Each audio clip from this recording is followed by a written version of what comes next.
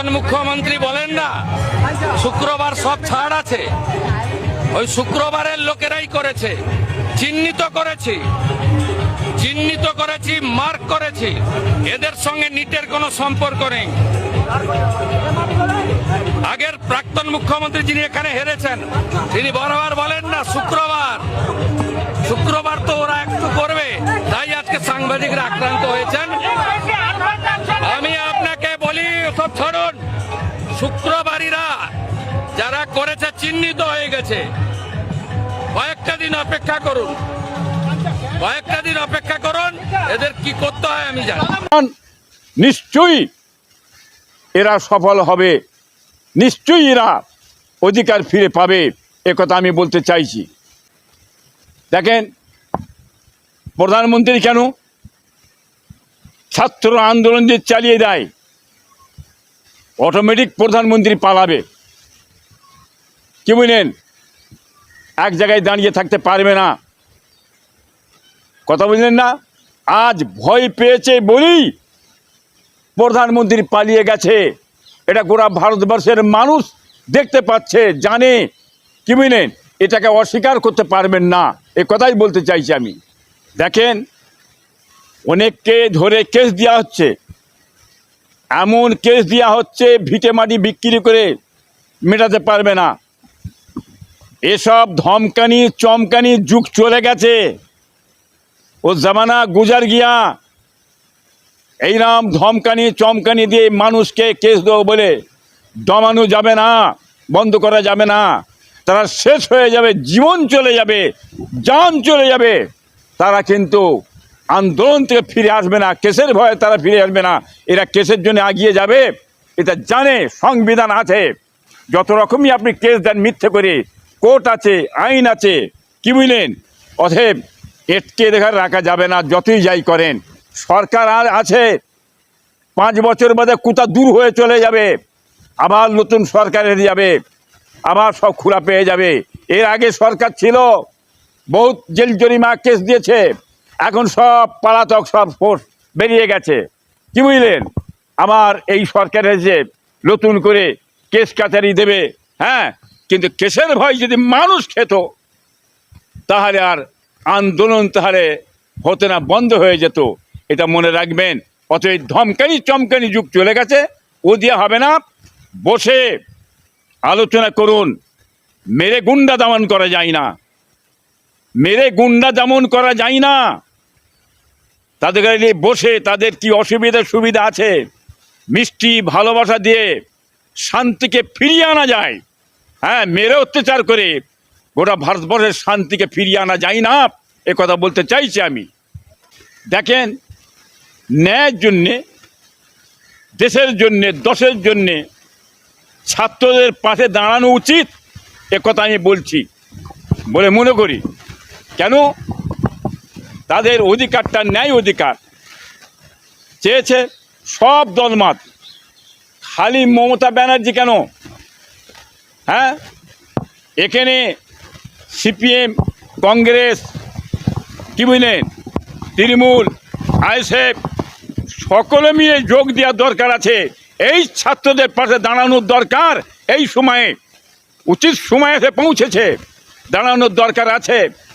হ্যাঁ, সেই সুযোগ, সুবর্ণ সুযোগ এখন এসেছে, সকলে মিলে ছাত্রদের দাঁড়িয়ে আন্দোলন করার দরকার আছে, এই কথা বলে মনে করি আমি।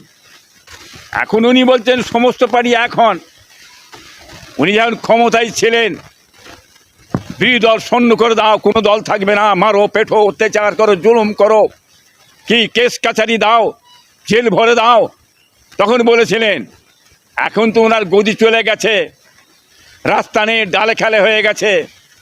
চাচা আপনার যান বাঁচা, এখন নিজে বাঁচার জন্যে সবাইকে ধরে টানছে, বামপন্থী কোথা তোমরা আমার পাশে দাঁড়াও, কংগ্রেসরা দাঁড়াও, আইএসএফ দাঁড়াও, এক জায়গায় দলবদ্ধ হয়ে একসঙ্গে আমরা লড়ি।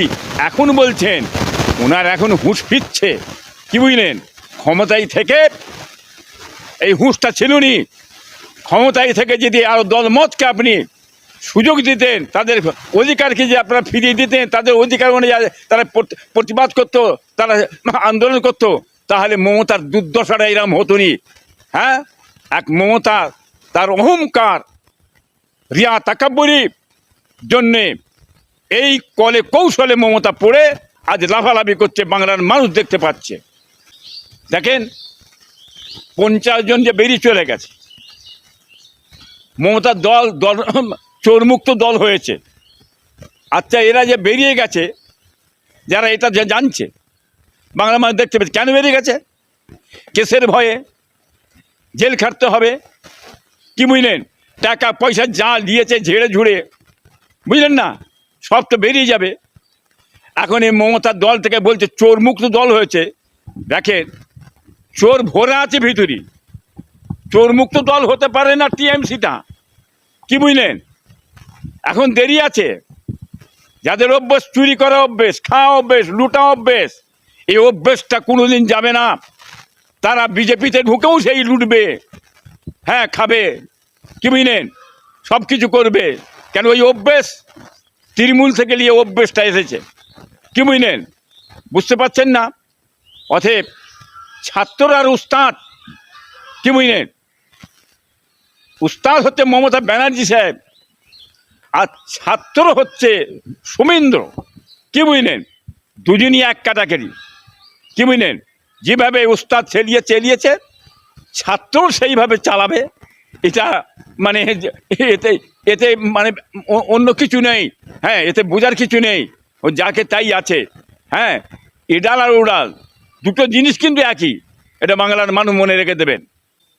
অনেকে শুভেন্দু অনেক কিছু বলে, মমতাও বলেছিল, কি বুঝলেন, বড় বড় কথা, লম্বা চওড়া কথা, কি বুঝলেন? অতএব বামে দোকার ধমকানি চমকানি দিয়ে হবে না। মমতা ধমকানি চমকানি দিয়ে এই দিয়ে ওদের উনি বসে পড়েছে, শেষ হয়ে গেল, দলটাই শেষ হয়ে গেল মমতা। অতএব শুভেন্দু যদি ওই পদ নেয়, হ্যাঁ, অতি শিগগিরই শুভেন্দুরও কিন্তু সেই ঠিক ওই দুর্দশা, মমতার দুর্দশাটি হবে, কি বুঝলেন? অতএব বামে দোকানে বসানো যাবে না, কংগ্রেসকে বসানো যাবে না, আইএসএফকে বসানো যাবে না, হ্যাঁ, এরা আন্দোলন চালাচ্ছে, চলবে এদের। অতএব যত যাই বলো, আইন আদালত কোর্ট কাছারি আছে, অতএব তারা মানে সব জানে। অতএব এসব ধমকানি চমকানি দিয়ে হবে না, বাংলার মানুষ ধরে ফেলেছে। ওনার একটাই কাজ আছে, হ্যাঁ, ধর্ম ছাড়া কোনো রাস্তা নেই।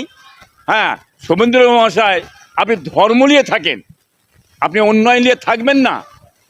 হ্যাঁ, মসজিদের মুসলমানদের মসজিদ, শিক্ষার প্রতিষ্ঠান কোথায় কী আছে না আছে, এই কাজটা আপনি করুন, তাহলে আপনি হিন্দু ভাইদের সব ভোট পেয়ে যাবেন, আপনার পরে দাঁড়িয়ে যাবে।